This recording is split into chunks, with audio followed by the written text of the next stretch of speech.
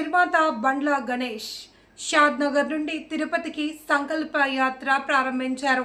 ఈ కార్యక్రమానికి షాద్ Nagar MLA విర్లపల్లి Shankar, hero Shivaji, ఇతర ప్రముఖులు హాజరై బండ్ల గణేష్ గురించి ప్రసంగించారు.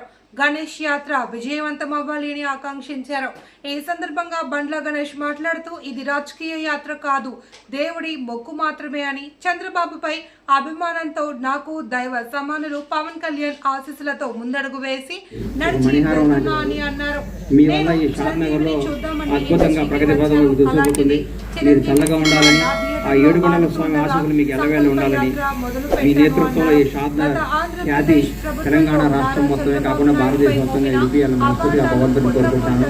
అలాగే ఈరోజు నాతో పాటు యాత్ర చేయడానికి వస్తున్న మా అన్న గుర్రం శేఖర్ రెడ్డి గారు, ఎన్ఈసిసి చైర్మన్, పెద్ద కోళ్ళ రైతు, పారిశ్రామికవేత్త శేఖర్ రెడ్డి గారు కూడా మా అన్నగా రావడం జరిగింది. పౌల్ట్రీ రంగంలో ఆయన మా కోరుకుంటే నిర్వహించారు. ఆయన ఈరోజు తమ్ముడు నేను కూడా మీతో పాటు వస్తాను అదృష్టంగా భావించి మా అన్న మాతో పాటు అడిగేస్తున్నారు. అన్న ఒక నిమిషం మాట్లాడుతుందో కోరుకుంటున్నాను. కాశీనాథ్ రెడ్డి, చెన్నయ్య, అశోక్ మరియు TUWJ జర్నలిస్టులు తదితరులు పాల్గొని బండ్ల గణేష్ ను అభినందనలు తెలిపారు. ఈ సంకల్ప యాత్రను విజయవంతం చేయడానికి పెద్ద ఎత్తున బండ్ల గణేష్ అభిమానులు పాల్గొన్నారు. అందరికీ మాకు పాస్ ఉన్నాడు ఆయన కొండలరెడ్డి గారు. మేము ముగ్గురం కలవని రోజు ఉండదు, మేము మాట్లాడుకునే రోజు ఉండదు. నేను హైదరాబాద్లో ఉంటే పక్కకుండా కలిసే వ్యక్తులు వాళ్ళిద్దరు. ఈరోజు నా పాదయాత్రని అన్నీ ఆయన భుజాల మీద చేసుకొని ప్రతి ఒక్కటి పోలీసు వారి దగ్గర నుంచి అన్నీ కూడా ఆయన సొంత పనిలా భావించి 4 రోజుల నుంచి నా గురించి ఆలోచిస్తున్న మా కాశన్న ఇక్కడ రావటం ఆనందం.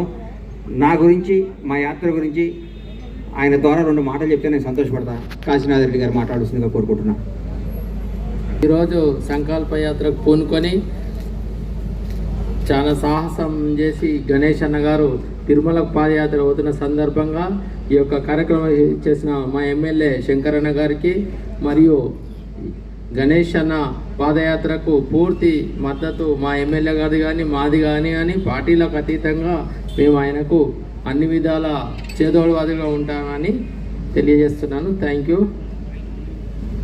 నా ఆత్మీయ మిత్రులకు, నా సోదరులకు, అందరికీ, మీడియా ద్వారా, సోషల్ మీడియా ద్వారా వీక్షిస్తున్న ప్రేక్షకులందరికీ, అభిమానులందరికీ, మీ అందరికీ ఒకటే విన్నపం, మీ ఆశీస్సులు ఉండాలి. ఇది రాజకీయ యాత్ర కాదు, భగవంతుడు మొక్కు తెచ్చుకుంటున్న సంకల్ప యాత్ర. ఆ ఏడుకొండల స్వామికి నడిచొస్తా స్వామి అని మొక్కుకున్నాను, ఆ మొక్కు తీర్చుకుంటున్నాను. దయచేసి ఇది ఏ రాజకీయ కోణాలతో కానీ రాజకీయాలతో చూడొద్దని వేడుకుంటున్నాను. ధన్యవాదాలు. Thank you.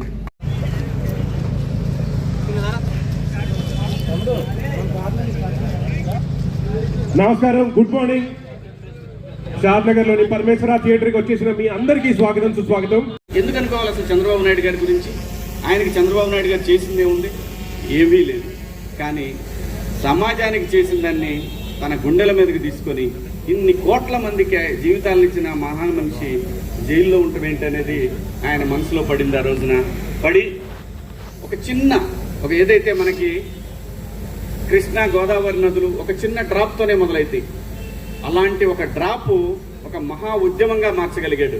ఆ మహా ఉద్యమమే ఆ నాయకుడు చంద్రబాబు గారు బయటికి రావడానికి అంతమంది జనాలు, అన్ని కోట్ల మంది జనాల యొక్క ఒక వైబ్రేషన్ ఆయన బయటికి రావడానికి కారణమైంది. ఆ కృతజ్ఞత భగవంతుడికి ఏదైతే తను మాట ఇచ్చాడో, మా నాయకుడు ప్రజల మనిషి బయటికి రావాలని కోరుకున్నాడు. ఆ కోరిక మేరకు ఆ భగవంతుడు కరుణించి ఆ రోజున బాబు గారికి బెయిల్ రావడం, బయటికి రావడం. ఆ తర్వాత ఏం జరిగిందో మీరు అందరూ చూశారు. మరి ఊరికే మాటలంటాం అందరికీ సాధ్యమే, ఎవరైనా అనొచ్చు ఒక మాట. కానీ తన అన్న మాట ప్రకారం ఈ రోజున షాద్ నగర్ నుంచి, అంటే తనకి ఏదైతే తన జీవితం మొదలైన ఈ ప్లేస్ నుంచి వెంకన్న దగ్గరికి మొదలుపెట్టాడు ఈ ప్రయాణం. ఇవాళ తను ఒక 40-50 మందితోటి మొదలు పెడుతున్నాడేమో, కానీ ఇది అక్కడికి వెళ్ళేసరికి ఒక మహాసముద్రం లాగా మారిద్ది. మనందరం చూస్తాం. నేను కూడా వస్తాను నీతో అన్నాడు. నువ్వు కదా అబ్బాయి, నువ్వు అక్కడ దాకా వద్దు, నువ్వు బయలుదేరే దగ్గర ఉంటే చాలు అని అన్నాడు. ఎందుకంటే ఇది తను చేసేది దేని గురించి? తనకి లాభం లేదు, దీంట్లో తనకు వచ్చేది లేదు. డైరెక్ట్గా నా ఇక్కడి నుంచి బస్కి వెళ్ళిపోయి శుభ్రంగా ఫ్లైట్కి వెళ్ళిపోయి దర్శనం చేసుకొని రావచ్చు. ఈజీ, చాలా ఈజీ. మాట ఇచ్చాడు, భగవంతుడి దగ్గరికి వెళ్ళాడు, దండం పెట్టుకున్నాడు, థ్యాంక్స్ చెప్పాడు, ఇది ఓకే. కానీ అలా కాదు. తను ఏదైతే అనుకున్నాడో అనుకున్న మాటని మాట మీద నిలబడాలి అనేది ఒక సంకల్పం ఏదైతే ఉంటుందో ఆ మనిషి ఇప్పుడు మనం చూస్తున్న ఈ బండ్ల గణేష్ గారు ఇంకా ఎక్కడో చూస్తాం, మనం ఇంకా వేరే లెవెల్లో చూస్తాం. ఏ మనిషికైనా అంతేనండి, నాట్ ఓన్లీ బండ్ల గణేష్ గారు, ఎవరైనా సరే ఇక్కడ నిజాయితీ ఉండాలి. ఇక్కడ నిజాయితీ ఉంటే నేచర్ మనతో వస్తుంది, సమాజం మనతో వస్తుంది. అలా గణేష్ అన్న ఈరోజు మొదలుపెట్టినటువంటి ఈ ప్రయాణం మనం చివరి వరకు కూడా వెంకన్న తోడుగా యావత్ 2 రాష్ట్రాల తెలుగు ప్రజలు ప్రపంచంలో ఎక్కడైతే ప్రపంచవ్యాప్తంగా ఒక ఉద్యమాన్ని క్రియేట్ చేయగలిగాడో ఆ రోజున ఆ ప్రపంచవ్యాప్తంగా ఉన్న తెలుగు ప్రజలందరి ఆశీస్సులు గణేష్ అన్నకు ఉంటాయి. మా అందరి అభిమానం తోటి ఆయన ఎటువంటి అడ్డంకులు లేకుండా స్వామివారి దగ్గరికి ప్రయాణిస్తాడు. స్వామివారి దర్శనం రోజున ఖచ్చితంగా ఎక్కడున్నా సరే నన్ను కూడా భగవంతుడు అక్కడ దాకా తీసుకెళ్లాలని కోరుకుంటున్నాను. ఖచ్చితంగా గణేష్ అన్న థ్యాంక్ యూ. నీ మంచి మనసు, నీ నిజాయితీయే నిన్ను నడిపిస్తూ ఉంది. ఎక్కడ గణేష్ అన్న నాకు ఆ రోజు 32 ఏళ్ల క్రితం తలుచుకుంటే అసలు ఎలా మారిపోతుంది జీవితం అంటే సంకల్పం అండి. ఏ మనిషికైనా సరే నాకు అది కావాలి, ఆ టార్గెటెడ్గా నిజాయితీగా పనిచేస్తే దానికి బండ్ల గణేష్ అన్న అవ్వచ్చు. బండ్లు అనేది ఒక బ్రాండ్. ఈ బ్రాండ్ కలకాలం చిరకాలం 10 మందికి సాయపడుతూ ఉండాలని మేమందరం నీ వెనకాల ఉంటామని ఆ భగవంతుడిని కోరుకుంటూ థ్యాంక్ యూ అన్న, all the best, happy journey. Thank you very much Shivaji. నమస్కారం. సంకల్ప యాత్ర ఇది రాజకీయ యాత్ర కాదు, దైవ సంకల్పం. దేవుడుకు మొక్కుకున్న మొక్కు, దేవుడు నాకు ఇచ్చిన నా కోరికను తీర్చినందుకు ఆయన మొక్కును రుణం తీర్చుకోవటమే. దయచేసి ఇది రాజకీయ యాత్ర కాదు, ఏ రాజకీయ పార్టీలకు సంబంధం లేదు.